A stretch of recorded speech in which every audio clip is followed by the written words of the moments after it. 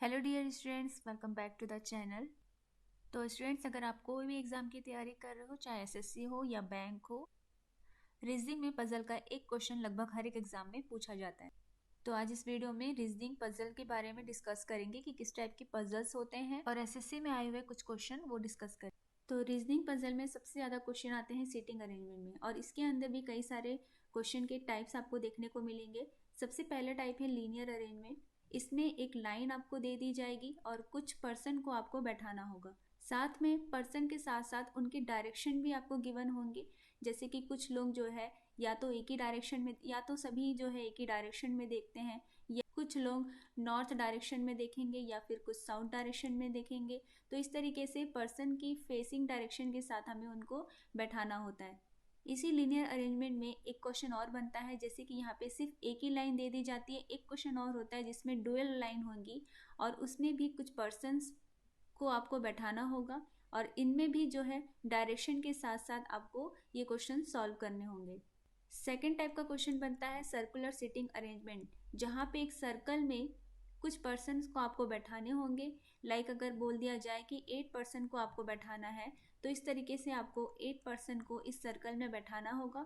अब साथ में यहाँ पे डायरेक्शन भी दिया होगा, या तो सभी पर्सन जो सर्कल में बैठे हैं एक ही डायरेक्शन में देख रहे हैं सेंटर की तरफ, या फिर ये हो सकता है कि वो आउटवर्ड देख रहे हो, बाहर की तरफ, आउटसाइड देख रहे हो, बाहर की तरफ देख रहे हो। तो इस तरीके से सर्कल सिटिंग अरेंजमेंट में क्वेश्चंस बनते हैं। नेक्स्ट टाइप की सिटिंग अरेंजमेंट में यहाँ पे देखो, पहले हमने लाइन देखा, फिर सर्कल देखा। अब यहाँ पे जो शेप होगा वो या तो स्क्वायर होगा या रेक्टेंगल होगा। इसमें भी कुछ पर्सन्स को आपको बैठाना होगा। जितने भी पर्सन है वो क्वेश्चन में गिवन होंगे, या तो 4 पर्सन या फिर 8 पर्सन, और सभी पर्सन या तो इनसाइड फेस करेंगे या फिर आउटसाइड फेस करेंगे, या उसमें से कुछ लोग इनसाइड फेस करेंगे या फिर कुछ लोग आउटसाइड फेस करेंगे। तो ये 3 कंडीशन बनती है। एंड लास्ट टाइप जो है वो पॉलीगन सिटिंग अरेंजमेंट है, जिसमें जो साइड होंगे वो मोर देन 4 होंगे, जैसे कि पेंटागन जिसमें 5 साइड होते हैं, एंड हेक्सागन जिसमें कि 6 साइड होते हैं। तो इस तरीके से साइड वाले टेबल में,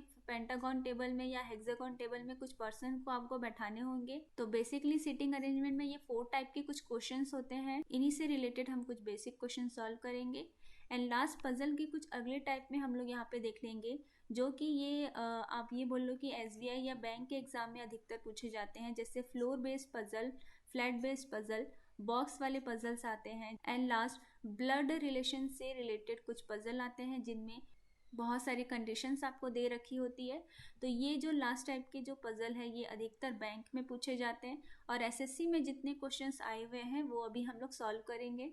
तो पजल सॉल्व करने के पहले कुछ यहाँ पे पॉइंट्स है जिनको आपको सॉल्व करते आना चाहिए, जिनका मीनिंग आपको पता होना चाहिए। जैसे कि यहाँ लिखा है when A is second to the left of B. अब ये जो सारे स्टेटमेंट है ये डिपेंड करते हैं डायरेक्शन पे। जैसे कि यहाँ लिखा हुआ है when A is second to the left of B. अगर बी का यहाँ पे डायरेक्शन नॉर्थ साइड है, अगर ये नॉर्थ फेसिंग है या इसका जो फेस है वो नॉर्थ डायरेक्शन पे है, और अगर यहाँ पे ये बोला गया है when A is second to the left of B, तो बी का लेफ्ट कहाँ हो जाएगा? बी का लेफ्ट इस साइड हो जाएगा और राइट इस साइड हो जाएगा, ये लेफ्ट हो जाएगा। लेकिन यहाँ बोला गया है कि when A is second to the left of B, यानी सेकंड पोजीशन, लेफ्ट से सेकंड पोजीशन में वो बैठा हुआ है, तो फर्स्ट पोजीशन ये हो जाएगी एंड सेकंड पोजीशन ये हो जाएगी। इसका मतलब ए का पोजीशन कहाँ हो जाएगा? ये। इस तरीके से आपको पजल के कुछ पॉइंट्स पे ध्यान देते हुए चलना है। और वहीं अगर इस बी का फेस का डायरेक्शन अगर साउथ साइड में है, तो लेफ्ट किस साइड हो जाएगा? ये लेफ्ट साइड हो जाएगा और ये राइट साइड हो जाएगा। तो यहाँ पे जो बोला गया है कि A is second to the left of B, तो सेकंड लेफ्ट साइड से सेकंड प्लेस पे ए आ जाएगा। इसके बाद सेकंड स्टेटमेंट ये है कि when A is second to the right of B. इसका मतलब ये है कि अगर बी का फेस नॉर्थ डायरेक्शन पे होगा तो राइट साइड कहाँ पड़ेगा? इस साइड, और राइट साइड में सेकंड प्लेस पे यानी यहाँ पे ए आ जाएगा। और वहीं अगर बी का डायरेक्शन, फेस का डायरेक्शन साउथ की साइड है, दक्षिण की तरफ है, तो यहाँ पे राइट साइड पड़ेगा। ठीक है, इसका राइट साइड कहाँ पड़ेगा? इस साइड, और यहाँ से सेकंड प्लेस यानी यहाँ पे ए आ जाएगा। इसके बाद नेक्स्ट पॉइंट ये है कि when A is 2 places away from B. इसका मतलब ये है कि ए और बीच के बीच 2 जगह खाली है या फिर 2 लोग बैठे हुए हैं। And last when there are 2 people between A and B, तो इन दोनों का मतलब एक ही है। अगर कहीं पे लिखा हो 2 प्लेस अवे फ्रॉम बी, इसका मतलब भी यही है कि दोनों के बीच में, ए और बी के बीच में 2 लोग बैठे हैं या 2 जगह खाली है। And there are 2 people between A and B, इसका मतलब दो लोग बैठे हुए हैं ए और बी के बीच में। तो कोई भी पजल सॉल्व करने के लिए आपको डायरेक्शन क्लियर होना चाहिए। अगर कोई पर्सन का फेस साउथ डायरेक्शन में है या नॉर्थ डायरेक्शन में, तो उसका राइट साइड और लेफ्ट साइड कहाँ पड़ेगा, ये आपको ध्यान देते हुए चलना है। तो फर्स्ट क्वेश्चन है यहाँ SSC MTS 2021 में पूछा गया है। ये दिया गया है कि PQRST and you are sitting in a row facing north direction. तो यहाँ पे टोटल कितने पर्सन है, 6 पर्सन है, और सभी के फेस का डायरेक्शन कहाँ है, नॉर्थ साइड में, ये आपको दे रखा है। इसके बाद U is adjacent to S and P, इसका मतलब क्या है कि U के आसपास कौन है, S है एंड P है, यानी P और हम लोग कह सकते हैं कि P और S के बीच में कौन आ जाएगा, U आ जाएगा।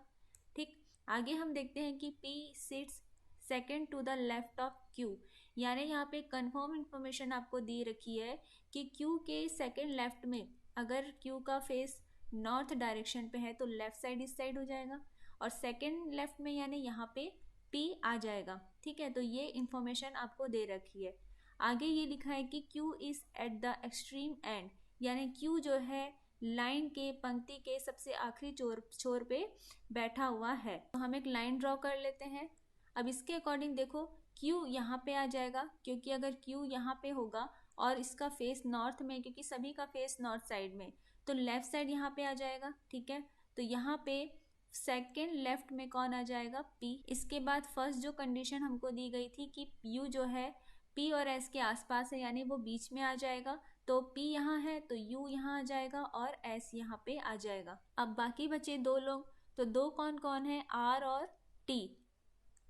तो इनके लिए कोई इंफॉर्मेशन नहीं है, लेकिन क्वेश्चन यहाँ लिखा गया है कि who is sitting second from the left and, तो हमें बताना है कि लेफ्ट साइड से सेकेंड प्लेस पे कौन है। तो ये लेफ्ट साइड हो जाएगा रो का, ये राइट साइड हो जाएगी रो की। ठीक है, तो सेकेंड प्लेस यानी फर्स्ट यहाँ पे चाहे कोई भी आए R या T, सेकेंड प्लेस में कौन आएगा, S, तो आंसर हो जाएगा S ऑप्शन C। इसके बाद नेक्स्ट क्वेश्चन है, CPO में ये पूछा गया है पर्सन ABCDEFGH, यहाँ पे टोटल कितने पर्सन है, तो 8 पर्सन है, are sitting in a 2 row opposite to each other. तो अभी तक हमने जो क्वेश्चन सॉल्व किया है वो 1 रो के लिए था, यहाँ पे 2 रो के लिए क्वेश्चन पूछा गया है। ठीक है, और टोटल 8 पर्सन है। अब कंडीशन क्या है कि सभी के सभी एक दूसरे को फेस करते हुए बैठे हैं, यानी इस तरीके से रो है। ठीक है, और जो भी यहाँ पे 4 लोग हैं वो अपोजिट साइड के 4 लोगों को फेस करते हुए बैठे हुए हैं। ठीक है, अब आगे हम लोग देख लेते हैं कि each row has 4 person. Okay, B and C are sitting in front of each other. B और C, ठीक है, एक दूसरे के आमने सामने बैठे हुए हैं, ये पहली कंडीशन है। इसके बाद C is between D and E, C जो है D और E के बीच में है। ठीक है, यहाँ पे भी D आ सकता है, यहाँ पे भी E आ सकता है, इसके राइट साइड में यहाँ पे भी D आ सकता है, यहाँ पे भी E आ सकता है। ठीक है, हम लोग दोनों कंडीशन यहाँ पे लेते हुए चल रहे हैं, क्योंकि जो C है वो D और E के बीच में बैठा हुआ है। इसके बाद H is sitting to the immediate left of E, जो H है वो E के इमीडिएट लेफ्ट में है। ठीक है, तो अब देखो अगर मैं यहाँ पे E को रख देती हूँ, यहाँ C रख देती हूँ, यहाँ D, तो यहाँ पे कौन आ जाएगा, H। ठीक है, क्योंकि अगर मैं यहाँ पे E रखती तो इसके इमीडिएट लेफ्ट में तो C आ जा रहा है, तो ये कंडीशन तो यहाँ फिट नहीं बैठ रही। तो हमने क्या किया, E को यहाँ रख लिया, और E का इमीडिएट लेफ्ट कौन हो गया, H, तो हमने H को यहाँ पे रख दिया। यानी कि इस तरीके से हम लोग इसको यहाँ पे लिख सकते हैं HEC एंड D। ठीक है, और हमें क्या दिया था कि C के जस्ट अपोजिट में कौन है, B। आगे हम लोग देख लेते हैं H and F are diagonally opposite. देखो H और कौन, F जो है डायगोनली अपोजिट है, यानी कि इसका डायगोनल पार्ट में कौन आ जाएगा, F, तो हमने F को यहाँ पे बैठा दिया। इसके बाद G and B are not near to each other, यानी B के आस पास G नहीं होना चाहिए। देखो अगर यहाँ पे B है तो इसके बाजू में G नहीं आ सकता, इसका मतलब है G यहाँ आएगा। ठीक है, G को हमने यहाँ पे बैठा दिया। अब बचा कौन, तो A बचा है, जिसको हम यहाँ पे G और B के बीच में बैठा देंगे। तब क्वेश्चन ये है इस पजल में कि who is in front of A, A के जस्ट सामने कौन है, तो A यहाँ है, तो इसके जस्ट सामने कौन आ जाएगा, E, तो आंसर हो गया option A। So students, I hope आपको ये क्वेश्चंस क्लियर होंगे। नेक्स्ट क्लास में लीनियर अरेंजमेंट पे बेस्ड और बाकी सिटिंग अरेंजमेंट के जितने टाइप्स है उन पे बेस्ड क्वेश्चन करेंगे। So keep watching, thank you so much.